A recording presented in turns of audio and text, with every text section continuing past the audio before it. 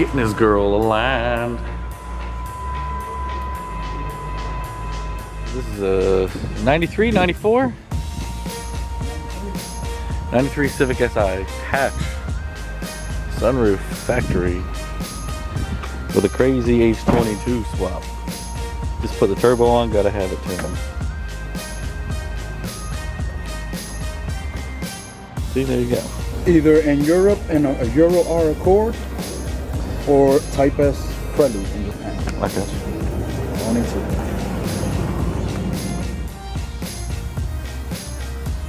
Welcome to another episode of Honda Street Garage. Today we're just going to be talking about what I'm going to do with my Integra and what I've got coming up for it.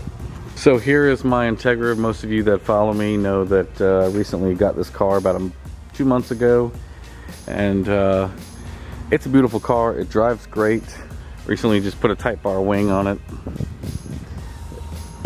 Didn't really think about putting an install video on that just because it's 4 bolts. Pretty simple to do. The wheels I have on it are Cosi K1s, 15x7 plus 38 offset, with a set of Dunlop Durezas 205/50/15s. I have function and form Type 1 suspension on the car. I have a B20 VTEC with GSR transmission, GSR head, and it runs great now. The only problem with this car is the body. Now out here in the rain it looks pretty good, but the hood has a pretty nasty dent in it, and the clear coat for the most part is definitely seen better days. And there's a couple of dings here and there on the driver's side, and of course on the passenger side as well. A little bit, it's funny because this door is perfect. The passenger side door is just about flawless, where this quarter panel is a little rough. And for the driver's side, the door is a little rough, but the quarter panel is perfect.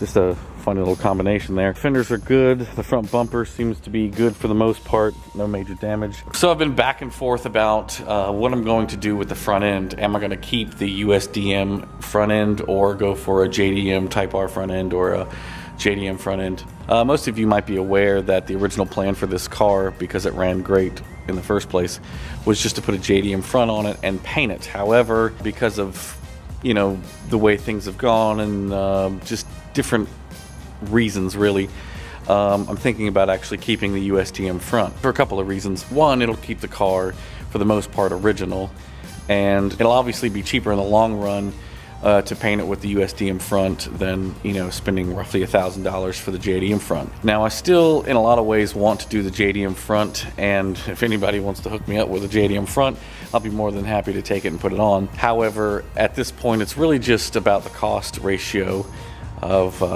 getting it painted, because I basically want a show quality paint job.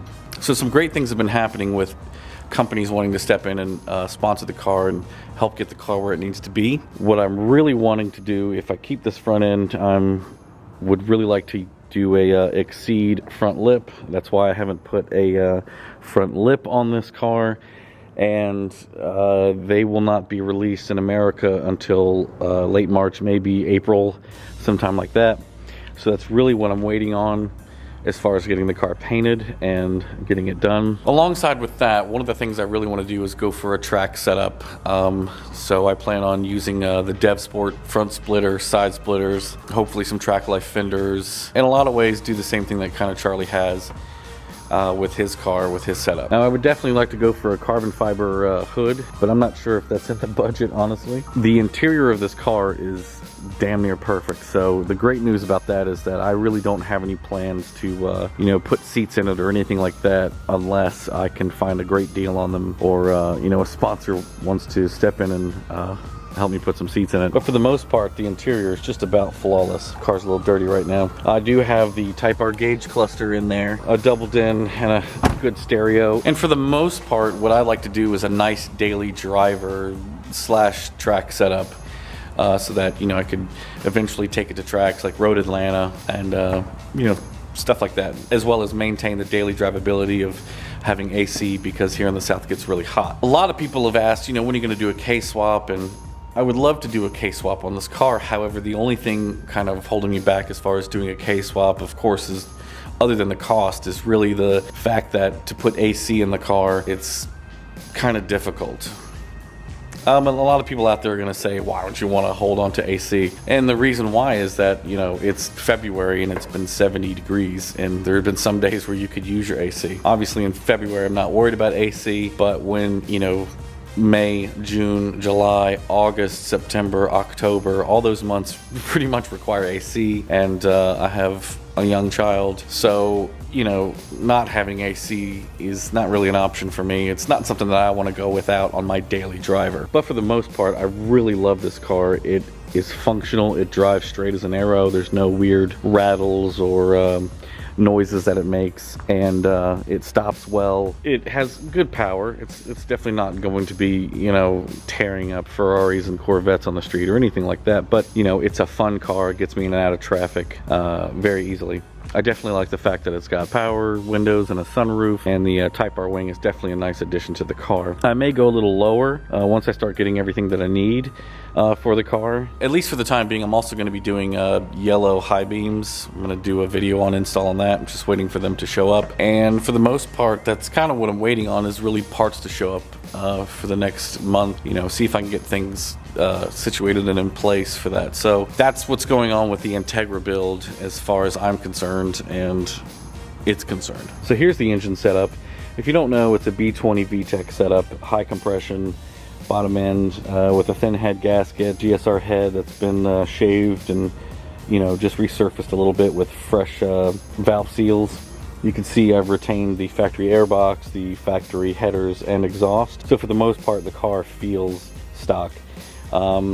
You can see I still have the cruise control. Now my plans for the engine bay, that I definitely want to clean it up, do a wire tuck, remove the windshield spray nozzle stuff. You can see I've lost the top here, it broke.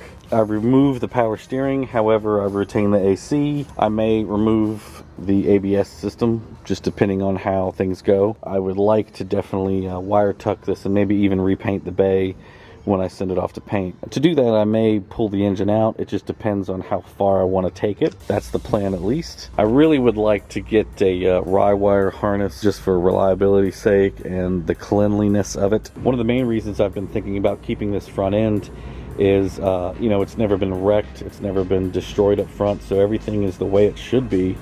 And I really have a hard time with the idea of destroying this front end when, you know, it's still beautiful. You know, it's not wrecked or destroyed in any way. That's my plans as of right now. If I do not get a hold of the Exceed front lip, I think I will go with the whole JDM front end. Also, the headlights are going to be polished. I'm going to do a video on that. So these will be polished out and get rid of all this haziness, as well as these are going to be yellow. Now, if there's any carbon fiber companies out there that want to give me a hood, I would like to do a carbon fiber hood. If any companies want to hook me up with one, that'd be great. So pretty much that's where we're at for this car. It drives great, it's straight for the most part, and it's functional, and that's the most important part.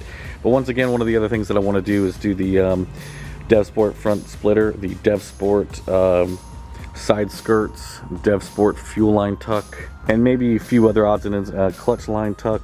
I would like to do that, and maybe some other odds and ends with this car. Definitely would like to get some visors for the windows, the sunroof, and the rear window. Another thing I wanted to mention, guys, is that we will be at Import Alliance Atlanta March 25th and 26th.